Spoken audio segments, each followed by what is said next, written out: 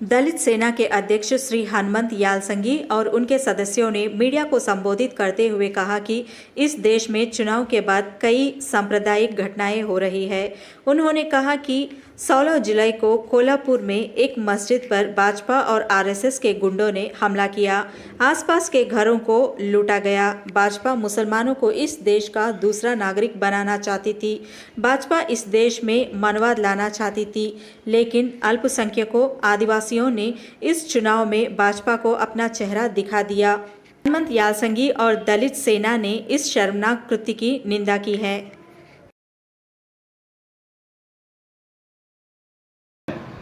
और historical place है वो, उस जगह में ये जो टेरर जैसा अटैक होता है, बहुत खतरनाक अटैक हो गया। ये संभाजी राजे जो छत्रपति भोसले बोल के शिवाजी महाराज के जो डायरेक्ट वंशज आता, उनके नेतृत्व वो लीड कर रहे थे उस दंगेखोरों को, दगाखोरों को लेकर उसको मस्जिद के पास आए। मस्जिद के पास आकर वहाँ मस्जिद में घुसकर तोड़ फोड़ करके वहाँ आग लगा के जो मस्जिद के ऊपर भी गए वो लोग, और मस्जिद के ऊपर भगवा झंडा भी लहराए वो लोग, और वहाँ तोड़ फोड़ भी किए। और अगल बगल जितना भी मुसलमानों के घर है, मुसलमानों के घर में घुसे, मुसलमानों के घर भी लूटा वो लोग, और लूट मार करके और वहाँ जो तो वातावरण, तनाव वातावरण निर्माण किए वो लोग। ये जो अच्छी बात नहीं है, हम कंडेम करते हैं। वहाँ की जो कोल्हापुर जो एडमिनिस्ट्रेशन है, वो कोल्हापुर एडमिनिस्ट्रेशन जो एसपी हो, वहाँ की डीसी हो, सब कंडेम किया और एक्सटेंजेंट एक्शन के लिए वो लोग बात भी किए वो लोग।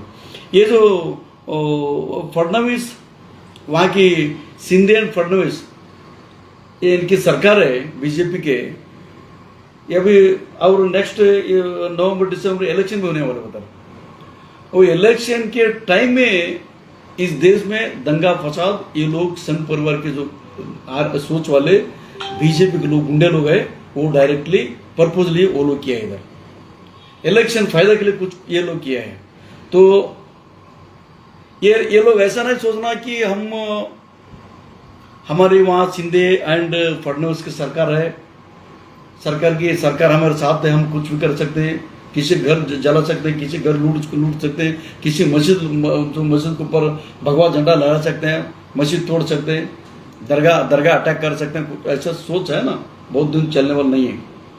ऐसे सोच लेकर इस देश के प्रधानमंत्री बहुत नाटक किए थे।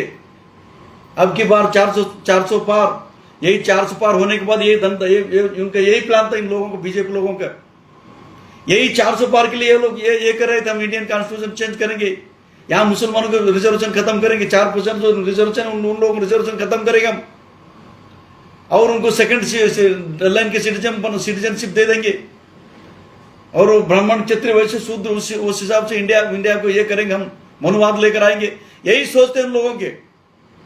लेकिन 2024 जो इलेक्शन है, यहाँ की इस देश के जो मूल निवासी दलित एंड मुसलमान एंड ओबीसी के लोग, आदिवासी लोग, हम लोग जागरूक हो गए।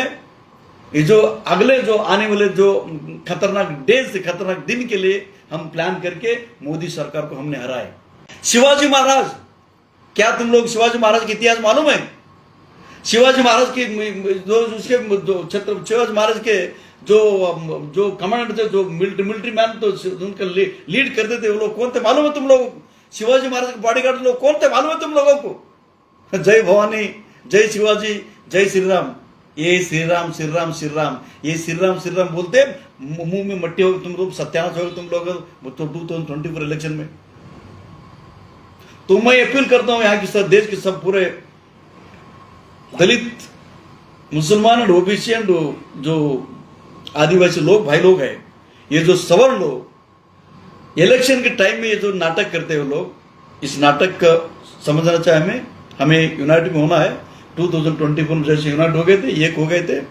ये जो विध्वंसकारी शक्ति जो 26 दिसंबर जो बाबरी मस्जिद ध्वंस किए थे लोग, वही प्लान के हिसाब से ये लोग कर रहे हैं।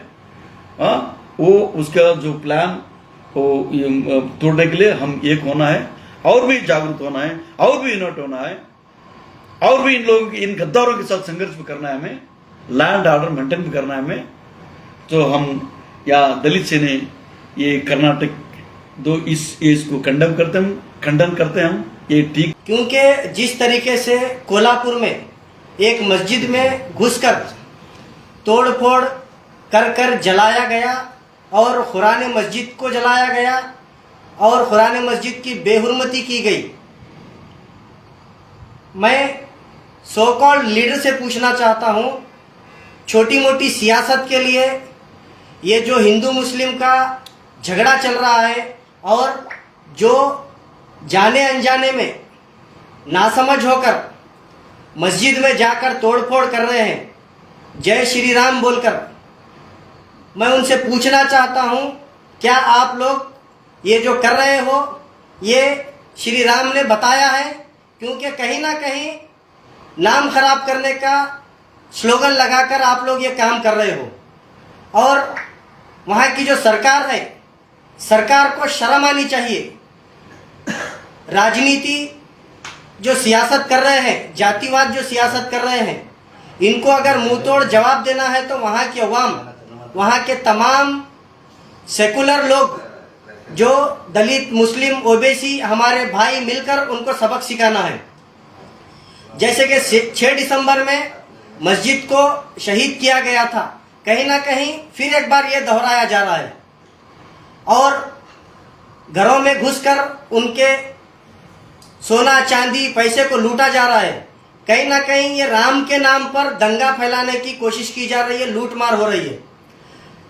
तो मैं फिर एक बार वहाँ के हुकूमत से अपील करता हूँ, इसके ऊपर सख्त से सख्त कार्रवाई होनी चाहिए और इनको सलाखों के पीछे भेजना बहुत ज़रूरी है। जय भीम।